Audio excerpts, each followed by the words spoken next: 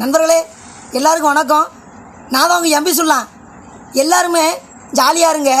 இன்றைக்கி ஒரு முக்கியமான பதிவு என்னென்னா, என் ஃபேன்ஸ் ஒரு ஆள் வந்து இந்த டெல்லி குச்சி பாக்ஸை நல்லா ஞாபகம் இருக்கா? இன்றைக்கி சின்ன பிள்ளையில் வந்து நம்ம வந்து ஸ்லேட்டில் எழுதுறதுக்காண்டி வாங்குவோம். ஆனால் ஸ்லேட்டில் எழுதுறதோட நம்ம திங்கிறத நமக்கு வேலை. இது திங்கிறதுக்குன்னே நான் போய் வாங்குவேன். எங்கள் சின்ன பிள்ளையில் பள்ளியெடுத்து போகும்போது வாங்குவோம், பார்த்துக்கிடுங்க. இப்போ வந்து ஒரு பையன் சொல்லியிருக்கான், இது ஃபுல்லாக நீ திங்கணும் அப்படின்ட்டு சொல்லியிருக்கான். நான் போய் திங்க போகிற பார்க்குறீங்களா? அப்படி எவன் சொன்னான்ட்டும் எதையும் திங்காதீங்க. அவன் ஒவ்வொன்றா சொல்லுவான், அதை தின்னு இதை தின்னுன்னு சொல்லுவான். எவனும் எதுவும் திங்காதீங்கள. நாளைக்கு உனக்கு ஒன்று நான் வந்து பார்க்க போகிறனால பார்க்க மாட்டான். உனக்கு ஒன்று நீ தான் நின்று பார்க்கணும். யாரையும் நம்பாத.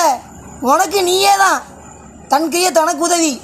ட்ரெண்டிங்குன்னு சொல்லிட்டு எதையும் பண்ணாத.